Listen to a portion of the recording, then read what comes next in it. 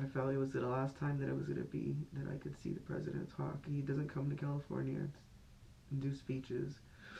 I've never seen him in person speak, so I wanted to go see him speak. He called for his supporters.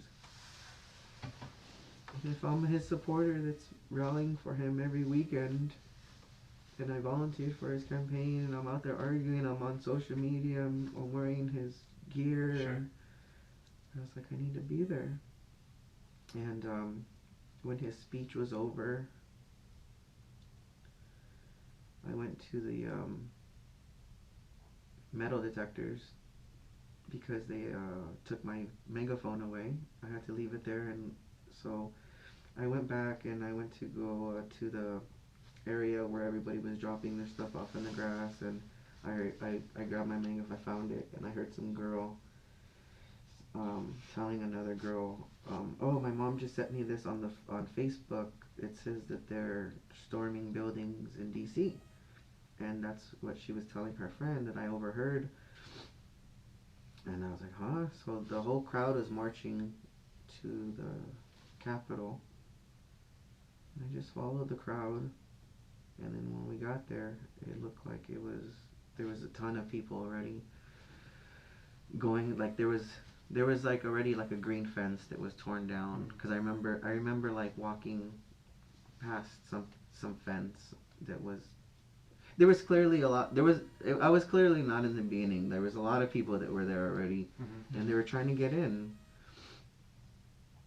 And I didn't. There's no leaders. There's no playbook. There's no guidance. It's just you don't know what's going on. You just see you just look around, and you got people over here singing a song or doing an interview, waving their flags, and then you go up to the Capitol building, and they're getting sprayed in their eyes, and just it's totally like chaos and havoc and all this stuff. And then like, so it's like a whole mixture of everybody.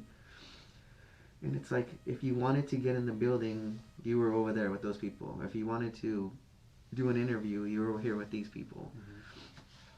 I'm kind of curious, Danny, just how did you get to DC to begin with? Like, did you fly? Did you drive? Did you take a bus or a train? Or I'd rather not say, because I don't. If you guys don't know, I don't want to get anyone in trouble.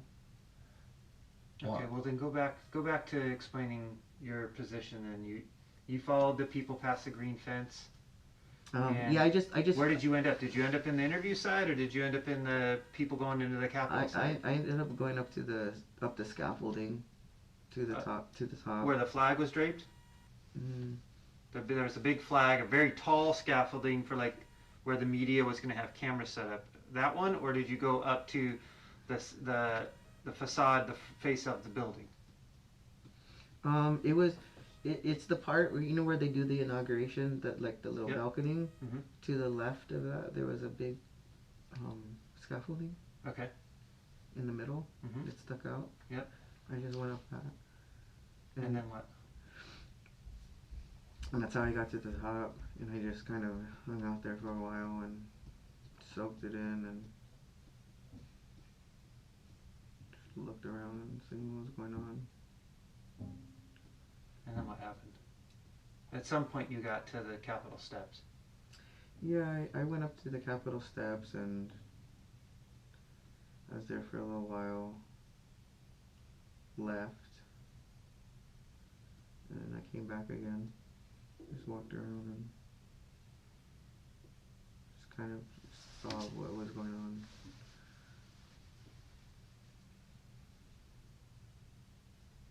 And you think that's why you're here today? Is because you climbed the scaffolding? No, you guys kind of told me that I assaulted an officer.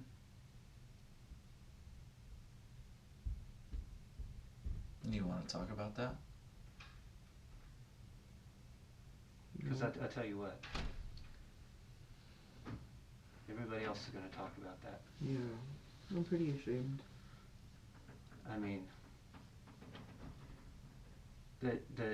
like Enrique said, there's a story that's being written about Danny Rodriguez, and right now DC has told that story to a judge, and Court of Public Opinion has a story from the Huffington Post, has a story from Water Spider on Twitter, from Antifa and BLM. They're telling the Danny Rodriguez story. You guys have probably seen more videos than me. I don't know all these videos. Chad Loader, Desert Border, all these guys. They're all telling the Danny Rodriguez story. I haven't seen any of those. But here's your opportunity to tell us your story. My story is just that we thought that we were gonna save America. We were wrong. At some point, you ended up on that the Capitol steps with the taser in your hand.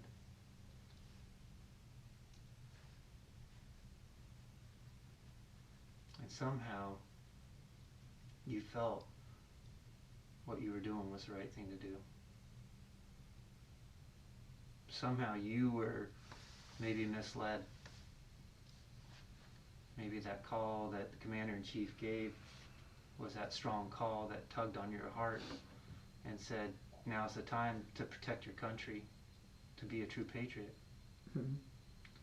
Yeah. And you got up there with a lot of gusto and a lot of desire to be a true patriot, but the problem that we have right now is we only get one side of the story. And my words aren't going to be the story that writes Danny Rodriguez's story.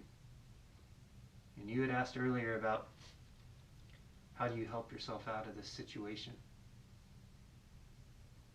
And if you really want to help yourself out, you tell us 100% the truth. And you let the U.S. Attorney's Office in D.C. know that you're willing to cooperate and explain to them everything that happened and take responsibility. Because I've done this game for a long time as a law enforcement officer. So I'm going on 23 years. And everybody that I know that I have worked with, where they have stepped forward and told the courts and told the prosecutor, look, I take responsibility. The judge looks at that favorably. But in fact, the law says that we have to take in consideration your cooperation if you cooperate. And and any attorney would tell you that. And so all we can do right now is we're in a position to make a recommendation to tell the prosecutor, look, here's the Danny Rodriguez that we heard. And here's the Danny Rodriguez that told us his story. He told us what happened. He told us his point of view. And he shared with us, and he wants to come forward and he wants to explain everything. But right now, you're kind of leaving us in a lurch right now because we don't know the story. What am I leaving out? Well, you're not telling us about how you ended up on the Capitol steps, in the tunnel, how Officer Fanone got pulled out. I don't know how he got pulled out. I came up, I walked back up. I think I left. I was in the tunnel, and they were like... Were you there when they were doing the heave-ho and squeezing that officer? That's when I got out of there, because they were smashing me. And I think they were somebody else in front... Okay, so somebody else right in front of me got pepper sprayed right in their eyes. I've been pepper sprayed, and it's freaking bad. And were you pepper sprayed there at the Capitol? No, okay. no. This is a previous time. Yeah, I was pepper sprayed by BLM. They had a... Oh, excuse me. They had this... There was this guy in front of me. So everybody... Oh, man, it was just so tight. Like, you could not breathe. Like, there was just people pushing you. Like, you like I'm in the tunnel, but I'm not pushing. I'm getting squished. There's a guy in front of me who got sprayed, and he got his body turned around, so he's facing me, but he can't leave. He's getting squished, and he's blind, and he's facing the wrong way, and I'm looking at him, and I'm trying to pull him out of there. So I pulled him out of there, and I left the tunnel when the heave-ho was going on. That's when I got out of there because I was getting squished. Did you participate in that heave-ho though? No, I'm getting squished. Okay, No, the but you didn't heave-ho. say heave-ho or anything like that? No, You that weren't part of that the group? heave-ho was coming. I think. Okay, so what I learned from the heave-ho later on that was, I don't know if this is true or not, but I think that they were doing heave-ho to smash an officer. That's what it appears on the video. Okay, so when they were doing the heave ho at when I was in there and that was going on, I didn't know that. I thought they were it was not for. What I learned, I think afterwards, was there was a cop in the side by a door or something, and he was getting squished. And I don't know if that's what they were trying to smash him or not. But in the there was like the officers had shields and they were on a. I don't know how deep that I don't know how many of them there were In the that they could tunnel. hold us back, but there was so much there were so many people pushing on me Yeah. that I don't know that I was getting my lungs crushed, so I Yeah. couldn't breathe. So that I don't know how they were able to hold us back. Yeah. But that's when I got out of there. I pulled that guy out of there and I got out of there because I couldn't breathe and that guy was all sprayed. And then that's when and I think I took like an hour, half hour or something break. And then you went back up the steps. I went back up the steps and they were pulling someone out, and I didn't know who they were pulling out. I thought it was one of the Trump supporters they were pulling out, and then I saw who it was. It was some kind of officer. Yeah. So what happened? So you saw the video. What happened? Yeah. Danny, this is like my colleague said. This is your opportunity I'm to so tell embarrassed. us. I'm so embarrassed and ashamed of that. The way you can help yourself is by being completely honest with us, okay? And that means not leaving things out, okay? Do you know what a lie of omission is? What's an line on this? Lie of omission is kind of like if I ask you a question and I don't ask you like the direct question, like when's the last, if I'm selling you a car and I'm saying, and I'm buying the car from you and I say, when's the last time the car's been serviced? And you're like, oh, it was serviced last week. It's good to go. But you didn't tell me that when it was serviced, they found out the transmission was shot, tires were bad, all this stuff. So those are facts that I would want to know. And what I was trying to get at, you didn't necessarily lie, but it's a lie of omission because you left key facts out. No, I just came up to the steps again and I saw them pulling him out and I tased him. How many times did you tase him? Well, just once. Where'd you tase him at? Like on his body, where? Neck. In the neck. Did you do it twice? No. Because No, the video for sure. shows it twice. No, the video. No, the video.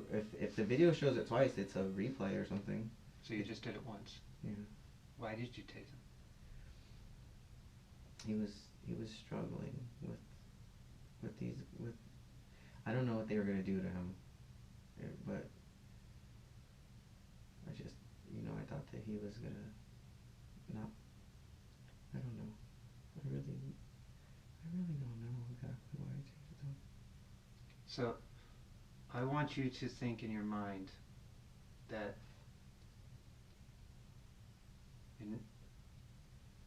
my partner and I, we got here to talk to you, and it's not January 7th, it's not January 10th, it's March 31st. What do you think we've been doing between January 6th and March 31st? Grounding people up. No. We've been focused on you. We've been trying to figure you out. And we know a lot about who your friends are. We know a lot about how you got to DC. We know a lot about how you spent your money before you went to DC.